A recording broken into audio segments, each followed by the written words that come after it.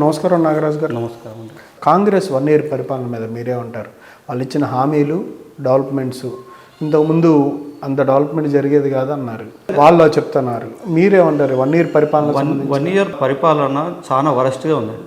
ఏ విధంగా చూసినా వాళ్ళు గెలుస్తామని వాళ్ళు అనుకోలేరు. అనుకోకుండా వాళ్ళు ఏం చెప్పారంటే, మేము నోటికి వచ్చిన హామీలన్నీ ఇచ్చేస్తే ప్రజలు నమ్ముతారు, మాకు ఓట్లు వేస్తారు అని చెప్పేసి అదే ఉద్దేశంతో 420 హామీలు ఇవ్వడం జరిగింది. 420 హామీలు అంటే మామూలు కాదండి, అది ఒక నేర చరిత్ర. అది ఆ విధంగా వాళ్ళు చెప్పి కానీ గతంలో మీరు కూడా ఇచ్చారు. 2 బెడ్రూమ్స్ అన్నారు, చాలా నిరుద్యోగ భృతి అన్నారు, వేరే కారణాల్లో ఉద్యోగాల కల్పన అన్నారు.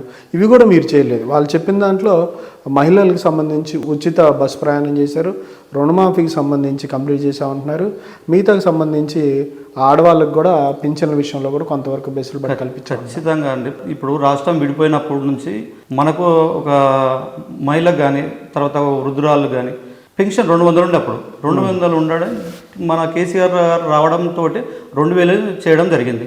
అలా చెప్పని హామీలు ఎన్నో చేసిండు. ఈరోజు మిషన్ భగీరథ తీసుకోండి, మన వేరే సబ్జెక్టు తీసుకోండి, అవన్నీ కూడా బాగా తీసుకొని ప్రజల లోపలి బాగా తీసుకొని పోయిండు. ప్రజలు అడగనివి ఆయన చేసి చూపించిండు. ఇప్పుడు మనకు కావాల్సింది ఏంది? మనకు కళ్యాణ లక్ష్మి అనేది మేనిఫెస్టోలో లేదు, తర్వాత షాదీ ముబారక్ లేదు, తర్వాత ఇంకోటి ప్రతి ఒక్క మహిళకు పింఛన్ కానీ, విడో పింఛన్ కానీ, ఇవన్నీ ఎక్కడ కూడా మేనిఫెస్టోలో లేదు. అవన్నీ కూడా చేసి చూపించిండు. దేశంలో ఎక్కువ మూలకున్న తెలంగాణ రాష్ట్రాన్ని బాగా ముందుకు తీసుకురావడం జరిగింది. అక్కడ నుంచి ప్రజలు బాగా నమ్మి ఓటేసారు. తర్వాత వాళ్ళు ఈ 420 హామీలను నమ్మి మీరు అంటే 420 హామీలని అంటే ఈ రకమైన భావజాలం ఎందుకు? రాజకీయాలు, హుందాతనమైన రాజకీయాలు ఉండాలి కదా, ఎందుకు అంత కించపరిచే విధంగా మాట్లాడడం? కేటీఆర్ గారు కూడా అసెంబ్లీలో ఏకవచనంతో పిలవడం ఎందుకు? అంటే మీ నాయకుల మీద అంత రెట్టేమని చూపించారు, అలాంటి భావజాలం ప్రదర్శించారు వాళ్ళు కూడా అదే లాంగ్వేజ్ యూజ్ చేస్తారు కదండి. అంతకుముందు వాళ్ళు కేసీఆర్ గారిని నానా బూతులు తిట్టారు. నానా బూతులు తిట్టడం, ఏకవచనం పిలవడం తప్పేం కాదు, అసలు వాస్తవంగా తప్పేం కాదు. అంతకుముందు రేవంత్ రెడ్డి గారు నానా బూతులు తిట్టిండు కేసీఆర్ గారిని. మరి అప్పుడు ఏమనాలండి? బూతులు తిట్టడం ఒక ముఖ్యమంత్రి హోదాకు వచ్చినావు కాబట్టి నువ్వు తగ్గించుకోవాలి. ఇంతకుముందు అన్నారు కాబట్టి ఇప్పుడు నేను అనను అని ఆ ఉద్దేశం పెట్టుకోకుండా ప్రజల వైపు పాలన మొగ్గు చూపించాలి. ప్రజలు ఏదైతే కోరుకున్నారో మిమ్మల్ని నమ్మి మీకు ఓటేశారో ఆ దాని మీద మీరు దృష్టి సారించాలి, కానీ వ్యక్తిగత కక్షలు అనేవి పక్కన పెట్టాలని చెప్పేసి. కాంగ్రెస్ ఈ సంవత్సర కాలంలో ఏ విషయాల్లో ఫెయిల్ అయింది, ఏ విషయాల్లో పాస్ అయిందంటే మీరు ఏం చెప్తారు? కాంగ్రెస్ అన్ని విషయాలలో ఫెయిల్ అయిందండి, ఖచ్చితంగా అన్ని విషయాల్లో. ఈరోజు ఉచిత బస్సు అని పెట్టారు మహిళలకు. ఉచిత బస్సు ఎందుకంటే వాస్తవంగా పెట్టిండేమో బస్సులు తగ్గించండి. అక్కడ బస్సులు తగ్గించేసి మహిళలకు కొట్లాడ పెట్టిండు. ఇక్కడ పురుషులు దాంట్లో పోయి ప్రయాణం చేయాలంటే వాళ్ళు బాధపడతారు. అక్కడ ఆటో వాళ్ళకు చాలా ఇబ్బంది జరుగుతుంది. ఆటో వాళ్ళు కూడా ఏంటంటే వాళ్ళు ఏదో చిన్న ఉద్యోగం లేకుండా వాళ్ళు చదువుకొని వాళ్ళు ఉంటారు, వాళ్ళు ఆటో నడుపుకొని కాలం గడుపుతుంటుంటారు. అసలు వాళ్ళ పొట్ట కొడుతారు. కానీ ఉద్యోగాల విషయంలో మీరు చేయలేనిది వాళ్ళు చేశారు, జాబ్ క్యాలెండర్ కూడా రిలీజ్ చేశారు, ఇవన్నీ చెప్తున్నారు కదా. కేసీఆర్ గారి హయాంలో కనీసం లేదన్నా కానీ 1,50,000 ఉద్యోగాలు ఇచ్చిండండి. అది పేపర్ స్టేట్మెంట్ కూడా ఉన్నది నా దగ్గర. ఖచ్చితంగా ఇచ్చిండు. ఇయ్యంది అయితే ఇక్కడ కూడా లేదు. వీళ్ళు కొన్ని ఇచ్చేసుకొని ఎక్కువ చెప్పుకోవడం జరుగుతుంది. వీళ్ళు ఇచ్చింది ఇప్పటి వరకు 15,000 ఉద్యోగాలు మాత్రమే ఇచ్చారు. అది కేసీఆర్ గారి హయాంలోనే నియామక పత్రాలు అన్నీ రెడీ చేసి పెట్టారు. అప్పుడు ఇచ్చినాయి కాబట్టి ఇప్పుడు వచ్చినాయి వాళ్ళకు. వీళ్ళు చేసినట్టు ఏది ప్రత్యేకంగా ఏది లేదండి. అంటే రాష్ట్ర సిచ్యువేషన్ మిగతా రాష్ట్రాలతో పోలిస్తే గతంలో మీ హయాంలో చాలా ఎక్కువ డెవలప్మెంట్ చేశాము, మేము చాలా మంచి ప్లేస్లో ఉంచాము తెలంగాణ అని అనేవాళ్ళు. ఇప్పుడు సిచ్యువేషన్ ఏంటి? రాష్ట్రము అసలు ఒకప్పుడు తెలంగాణ రాష్ట్రం అనేది మన దేశంలో ఎక్కడ పోయినా కానీ తెలంగాణ అంటే ఎవరో అసలు గుర్తుపట్టేవాళ్ళు. గతంలో ఎవరు కూడా ఇక్కడ తెలంగాణ అంటే తెలంగాణ కారైతా వారైతా అని చెప్పేవాళ్ళు.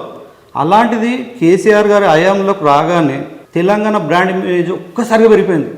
ఒక్కసారి ఎకరా 100 కోట్లు 90 కోట్లు ఈ విధంగా పెరిగిపోయింది. మీరు చూసే ఉంటారు అన్ని ఛానల్స్లో కానీ అక్కడ చూస్తుంటారు. బాగా విపరీతమైన రేట్లు పెరిగినాయి. తెలంగాణ ఒక బ్రాండ్ ఇమేజ్గా పెరిగిపోయింది.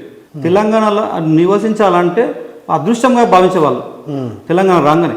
ఒకప్పుడు తెలంగాణ వస్తే మన దేశం ఇక్కడ కుంటుపడిపోతుంది, ఇక్కడ ధరలు పడిపోతాయి, భూముల ధరలు పడిపోతాయి కాబట్టి ఖచ్చితంగా తెలంగాణ రాబోదు అని చెప్పేసి అనుకున్న వాళ్ళు ఈరోజు తెలంగాణ వచ్చింది, మేము కోటీశ్వరులమైనాం అని చెప్పేసి ప్రజలే చెప్పుకుంటారండి. ప్రజలే చెప్పుకుంటారు, మీరు చూసింటారు. కానీ మీరు చెప్పేదాని ప్రకారంగా చూస్తే తెలంగాణ వచ్చింది, కానీ ఆ టైంలో కేసీఆర్ గారు కానీ కేటీఆర్ గారు కానీ ఎవరిని సామాన్యులు కలిసేవాళ్ళు కాదు. ఎందుకు కలవలేదు సార్? అందరితో కలిసారు. ఇక వాళ్ళు ఇప్పుడు పార్టీ మారిన తర్వాత అన్నీ చెప్తూనే ఉంటారు తప్పితే, కానీ వాస్తవంగా కలిసిండు, కలవంది ఇంత అభివృద్ధి జరిగిందండి. వాళ్ళు పాలన మీద దృష్టి సాధించరు, కానీ వ్యక్తిగత విమర్శలకు పోవడం కానీ, తర్వాత ఎమ్మెల్యేలను దూరం పెట్టిన మాట ఎక్కడ కూడా లేదు. మీరు అంతకుముందు ప్రతి ఒక్క ఎమ్మెల్యే స్టేట్మెంట్ తీసుకోండి.